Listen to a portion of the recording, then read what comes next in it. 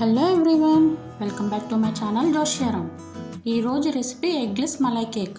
మీ పిల్లలకి ఎప్పుడూ చేసే కేక్లా కాకుండా ఇలా డిఫరెంట్గా చేసి పెట్టండి, తప్పకుండా నచ్చుతుంది. ఈ కేక్ జ్యూసీగా సూపర్ టేస్టీగా ఉంటుంది. మరి లేట్ చేయకుండా రెసిపీ మేకింగ్ ప్రాసెస్ని చూసేయండి.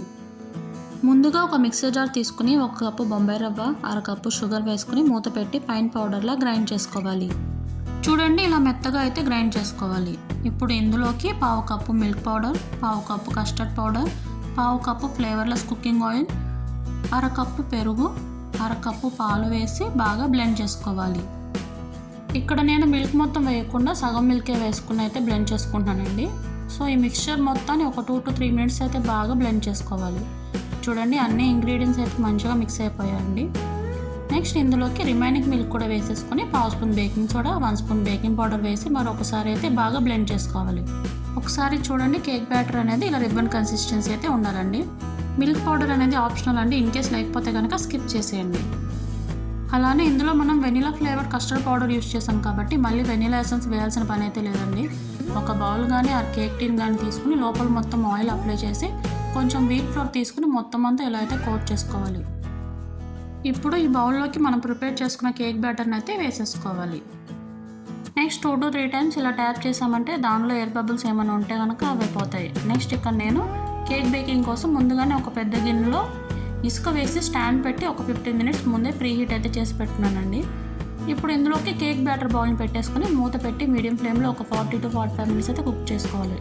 చూడండి, కేక్ అయితే మంచిగా కుక్ అవుతుందండి. ఎగ్జాక్ట్గా 40 to 45 minutesలోనే అయిపోతుందని అయితే చెప్పనండి. మధ్యలో అయితే చెక్ చేసుకుంటూ ఉండండి. నైఫ్తో కానీ ఆ టూత్ పిక్తో కానీ వచ్చినప్పుడు ఇలా క్లీన్గా వచ్చేస్తుందండి. మన కేక్ అనేది రెడీ అయిపోయినట్టే. ఇప్పుడు స్టవ్ ఆఫ్ చేసుకుని కేక్ బౌల్ అయితే బయటకు తీసేసుకుందామండి. దీన్ని కంప్లీట్గా అయితే చల్లారనివ్వండి. అప్పుడే మనకి కేక్ అనేది పర్ఫెక్ట్గా డీమోల్డ్ అవుతుంది. కేక్ చల్లారిన తర్వాత ఇలా నైఫ్తో చుట్టూ ఎడ్జెస్ని అయితే లూజ్ చేసుకోవాలి. నెక్స్ట్ మన కేక్ బౌల్ని ప్లేట్లోకి ఇలా రివర్స్ పెట్టి పైన ఇలా ట్యాప్ చేసామంటే సింపుల్గా డీమోల్డ్ అయిపోతుంది. చూడండి ఎంత బాగా బేక్ అయిందో, అండ్ స్పాంజ్గా కూడా ఉంది. ఇప్పుడు దీనిపైన నైఫ్తో కానీ ఆ టూత్ పిక్తో కానీ ఇలా అయితే గుచ్చుకొని పక్కన పెట్టేసుకుందాం. ఇప్పుడు నెక్స్ట్ ప్రాసెస్ని స్టార్ట్ చేసేసుకుందాం. స్టవ్ ఆన్ చేసి ప్యాన్ పెట్టుకుని అందులోకి ఒక 1/2 liter వరకు ఫుల్ క్రీమ్ మిల్క్ అయితే వేసుకోవాలి. నెక్స్ట్ అందులోకి ఒక 4 tablespoons షుగర్ని వేసి మిక్స్ చేసుకుని మిల్క్ అయితే బాయిల్ అవ్వనివ్వాలి. మిల్క్ బాయిల్ అయ్యేలోపు డ్రై ఫ్రూట్ పౌడర్ అయితే రెడీ చేసుకున్నామండి. దీనికోసం ఒక మిక్సీ జార్ తీసుకుని అందులోకి 10 నుంచి 15 వరకు బాదం, అలాగే 10 నుంచి 15 వరకు జీడిపప్పు పలుకులు వేసి ఇలా పౌడర్లో అయితే గ్రైండ్ చేసుకోవాలి. మిల్క్ కన్సిస్టెన్సీ అనేది కొంచెం థిక్గా అయింది కదండి. ఇప్పుడు ఇందులోకి మనం ప్రిపేర్ చేసుకున్న డ్రై ఫ్రూట్ పౌడర్ని వేసుకుని లంప్స్ లేకుండా అయితే మిక్స్ చేసుకోవాలి. మీ దగ్గర సాఫ్రాన్ ఉంటే కనుక కొన్ని పలుకులు వేసుకొని మంచి కలర్ అండ్ ఫ్లేవర్ ఉంటుంది. ఇవేమీ లేకపోతే కనుక 1 స్పూన్ కస్టర్డ్ పౌడర్ తీసుకుని 2 స్పూన్స్ మిల్క్ వేసి లంప్స్ లేకుండా అయితే కలుపుకొని యాడ్ చేసుకోండి.